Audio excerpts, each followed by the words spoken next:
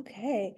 Well, welcome everyone, and thank you for joining Sandy and I again for another session in our profiles and strengths. We are celebrating Women's History Month, and we are celebrating women that are leaning into their strengths within their community, within their families, within their professional endeavors, just life in general. So our next guest, that we have joining us today is Sheila. So hello, Sheila, and thank you for joining us today. Yeah, I'm so excited to talk about this topic with you guys and share what I've learned in my journey. Hey, Sheila, I'm going to give Sheila Hansen and I'm going to give your bio. And I always say, I'm a storyteller. So I'm going to give my oral history and then you jump in for anything I've missed. So I don't like to read off the lines. And like I had told Fallon, Sheila, I met you right out of college. Go Big Red. She lived in Omaha. She was not married yet. And Bo, her husband, had started at Lutz. And Sheila was an amazing, but right out of college, a go-getter. She was a manager before we blinked an eye, running a book of business in the tax department. We were both at a CPA firm. And again, very, very successful. I left the CPA firm first, didn't I, Sheila? And I was a partner, but not in the tax area consulting, but we still crossed paths a little bit. But I always admired Sheila for her smarts, her work ethic, her ease with clients. And then our stories kept crossing in little ways as we went. And Sheila left public accounting after she became a mother and saw the stress that came with that and made some decisions in time with family and taking her entrepreneurial nature forward with working for other companies. And that's when we crossed paths again, and then took a step back again and said, I want my own business.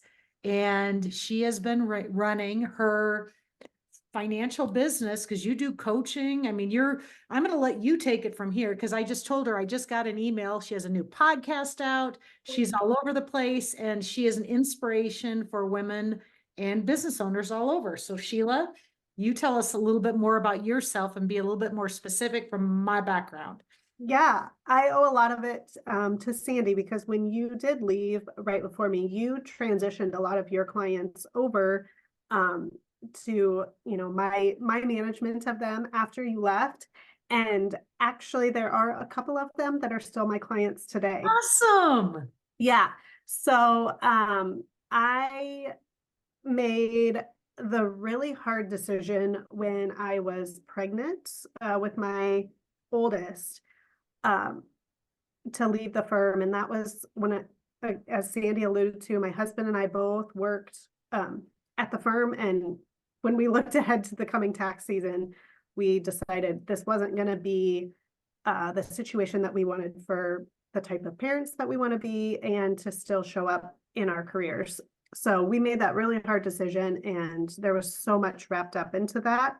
But after having been at a couple private controller jobs, I really missed the parts of my my public accounting career relationships. So my strengths, if we jump into that, jump in. One of mine is relator, right? Yes. So and then the other is harmony. So it's that balance that I was looking for between all of the aspects of my life. And then the relator of just the client relationships and really wanting that back in my life. And so it was ultimately that drove me to starting my own firm. And then futuristic ties in because one of the big things at any public accounting firm or any corporate kind of situation is just like, well, this is how we always did it. And while the firm that we were at was more progressive in changing things, it still, you had to go through all the channels. And I didn't want to be compared and rated based on all of the other male counterparts or, colleagues that I had when I wanted to be able to do things differently and kind of define my own terms. So that futuristic of like, let's do things differently. Let's look at how we can shake things up. And those have continued to carry on through my business now that I work solely with female business owners. You are because, solely again, female now. Awesome. I with thought that, but I thought it was with a few legacy male clients that I haven't let go, but new clients coming in are females because, again, those decisions they're making between motherhood and business, and I really want to serve that market. And so I'm not only providing the data and financial statements and analyzing the numbers for them, but I have also gotten certified as a life coach. Again, that my top 5 are futuristic, harmony, relator, focus, and responsibility. So all of that ties into really understanding my clients and helping them learn and grow as individuals. So that's where the life coach skills come in of, let's not only look at the numbers on the paper, but understand the mindset behind the decisions we're making. So then the podcast is coming to just carry that topic out into a wider audience and provide more of a resource in that area. So that's my story. Just to make sure, Sheila, that we. Say, Yes. can I say really quickly? I mean, how lucky are your clients to have a certified CPA, right?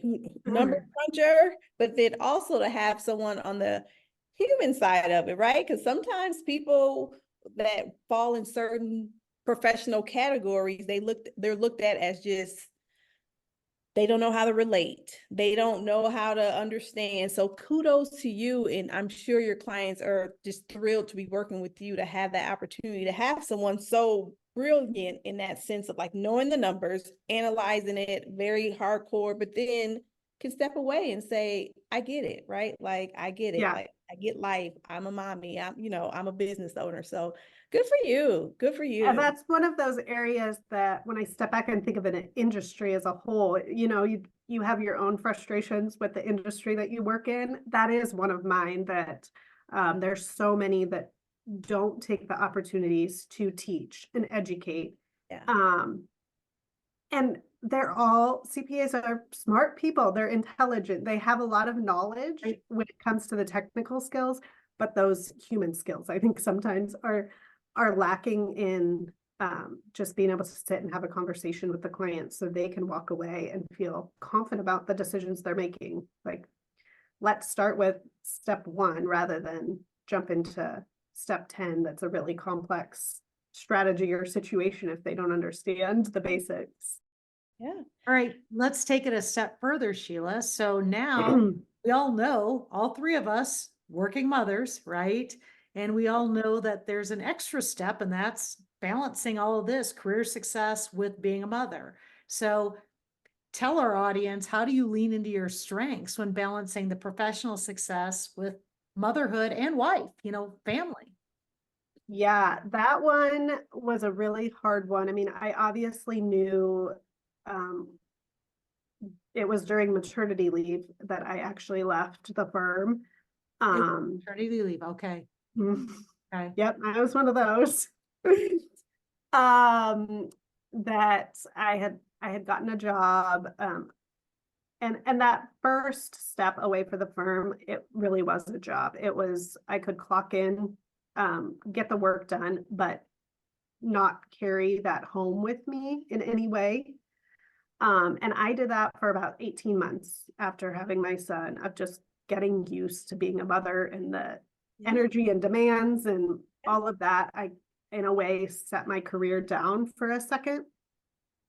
And then when I picked it up, I was very aware of the different energy levels that work challenges would need and bring, and then having the time for the kids. And I now have 3 kiddos. Yeah. We had a little bit of a gap in between 1 and 2, and then we went back to back, having 20 months in between those 2. Wow.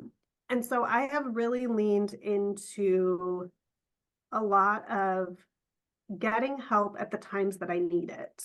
Okay. And so that has looked like nannies or short-term childcare solutions during like the heavy tax season time of year. And then my work schedule outside of those busy times is more of a 2 or 3 day work week, so that I can still have the days with my kids while they're young.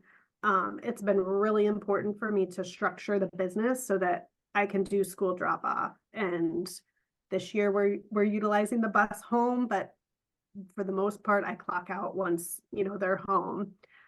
So it took me a little bit of going through a season of burnout, and not balancing that and finding that my harmony was way out of whack, to then being able to lean into that and say, okay, how do I get help in the areas that I need it at the times that I need it? Right. And then, leaning into more of that balance the other times of the year. And that responsibility sometimes can really weigh on a person. I'm married to someone high in responsibility. And yeah, it's hard to sleep at night because you're worried that Mhm. you're not fulfilling. And now you've got 3 little ones and a client base. It's not easy. So the resources, I love that you found other people to help you out when you need it. I love that key to that answer. That's Yeah, awesome. that responsibility, I think, was a big one that probably led to my period of burnout, in just always feeling like I needed to answer the question or get back to the client right away. Like that's what I would want. That's what I was thinking they were expecting, when probably in reality, it was just a matter of communicating. Right. And that would have not been as hard. But now we're at a good balance of communicating to our clients what their needs and expectations can be of us. And I've brought on a couple team members through either employees or contractors now. So again, leaning on the things that maybe aren't my skill sets, to still be able to serve the clients in the way that they need. No, that's awesome. That's awesome. It is. And I highlighted responsibility as you were talking, You because did. it was flaring up. Like I'm responsibility. That's one of my top 5 is responsibility, and harmony is in there as well. So I get it, where it's just like, oh gosh, I have to get this done. Like I'm pretty structured, right? But then that's just that responsibility piece of me saying, like, you have people that are depending on you, and you don't want to let folks down in any way. But I applaud you for understanding that, understanding life happens, and then you are adjusting to life, and then you're allowing your responsibility to work in your favor to make things better in your life and your business. So yeah. Your next question has to do with empowering women to be financially successful, and then doing that without burning out and balancing your family. But I love it. Sheila and Fallon and I were talking about this before we got in the interview. You use the words, financial wealth, women gaining financial wealth. Do you know women a lot of times shy away from those words, especially using it? It's like a selfish, and I love it that you highlight the fact that, you know what? I'm going to coach you on wealth while you have balance without burnout. But I love it that you use that term instead of the typical soft terms that can be a gender bias. So Yeah. maybe talk a little bit, how do you empower other women? And I feel like that's your passion. So Yeah, that was definitely one, you know, digging into, and that probably is the futuristic side of things, right? The challenging the status quo. We're going right, to talk about things, even if they're hard, because I feel like women deserve and need to understand this. And it's not about just providing a paycheck for your family. It's about overall wealth, and that can be in like dollars in your bank account or your investment account, but it can also be just in your own energy level. And that there's something, I think of profit in a sense of not only dollars when we're talking about business, like, it's the money left over, if you will, after you pay the expenses. But that also comes in time and energy as well. So wealth is like an all around term, not just dollars, but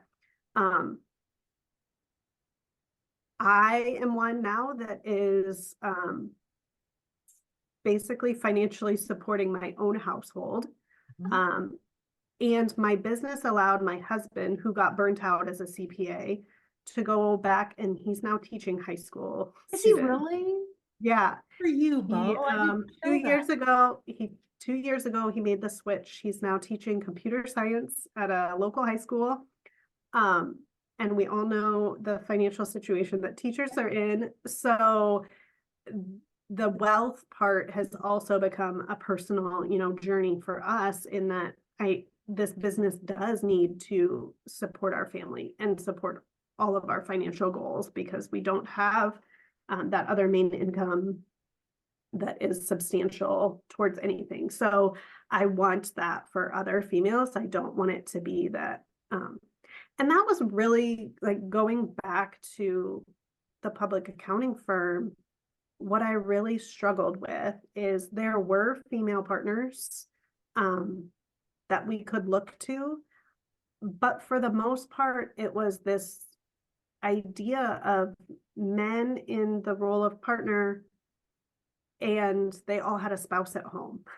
And so now, like, the empowering the financial, I want to flip that switch, that script, and for women to know it doesn't have to be that way. We don't have to be the one that's not contributing to our household financial situation. And there can be a balance between the two. We don't have to completely give up who we are as mothers or as women just to pour into the business. So it really comes from the education piece, I think, of so many women just avoid it, right? Nobody talks about it. One of my favorite exercises is to just have a conversation about their money mindset and dig into, like, what did you hear growing up between your mom and your dad, or within your household? What were those stories? What were those experiences that you had with money? And why is it that way? Interesting. Because at some point I had to face, like, I don't have to give up a paycheck just because I'm a mom, but now I can still support my family and be a mom. Yeah, I love that component of bringing in the psychology of money. Like it's just something. It's just something. It's deep rooted, right? Like it goes back where women sometimes are just, they're afraid. They're afraid to talk money. They start to sweat, get nervous. It's like, no, let's lean into all this nervousness and let's really get down to the psychology of it. So yeah. Yeah, and that was really something that it came from having conversations with clients, right? I could tell them, put this money here or put that money there, or don't spend on this, or, raise your prices. But then they didn't do it. And so I got curious about, like, what's holding them back from making these logical choices when it comes to their finances. And so that's where it opened up, really just being able to listen to the clients and see what their struggles were with what was holding them back from implementing the financial advice I had been giving them. And then we could dig into the underlying, what was contributing to their decisions. I love your futuristic and constantly revamping and looking and using the past to inspire what you're laying out for the future and helping your women, clients, and all the people in your circle. Now, Fallon, I think we have a last question, because of course we're really excited about celebrating Women's History Month. Yes. So I'll go into our final question. And again, thank you for your time, Sheila. So in celebration of Women's History Month, what woman from the past inspires you today? Oh, I don't know if I have any like big name history people, but definitely those that paved the way. There were people like Sandy who showed, as I was starting out in the public accounting field, like I said, it was predominantly male partners, and we had a few women. And I think it was actually you leaving, Sandy, that helped open my eyes to there are other options and possibilities that that we can choose, and we can pave our own path. So I think that was a lot of it. And then just really all of the individual women that I have met that are mothers and that keep showing up every day for this journey that we're on, because gosh darn, you can't do it alone. No, and Yeah. I always say there's books to parenting, right? But Oh gosh. are there really books to parenting? Because I don't think there's really one book that could tell you the highs, the lows. No, and that was actually the part that got me to the mindset life coaching journey was we invested in a parenting coach. And it was through working with them. Like we didn't have major troubles parenting. It was just we had two difference of opinions coming together, and that was the first time that I realized, like, okay, we maybe had similar backgrounds, but even as two individuals growing up in different households, our experiences and what we were coming together in our relationship were different. And so we just were looking at things through a different lens. And that was like coming into the situation, even though we generally agreed on the type of parent we wanted to be and how we wanted to raise our kids, there were things getting in the way. And so working with that parenting coach, I got to see like, okay, we have two different mindsets here. How do we break down those barriers? And so that was ultimately then how I decided, oh, I bet this applies to money as well. And when you have, especially a couple, two people coming together to share finances, they have two completely different experiences contributing to that. So I think, yeah, just the people that continue to show up and educate on this topic and start the conversation. Keep moving forward. Well, thank you, Sheila. This has been awesome. Oh, one thing I wanted to make sure, tell us your podcast name. So we've got a shout out for that. Yes. The podcast will launch. It's launching February 29th. So that probably will be before this post, but Profitable Women on all your favorite podcast players. And again, we have that focus on females because they're underserved. And then we focus on profit because I want there to be something left over at the end of the day, not only in your business, but your time and energy as well. So financial security is a beautiful thing because it allows you to make a lot of other decisions. Right. That's right. Well, thank you so much, Sheila. Yeah, thank you for having me. Awesome.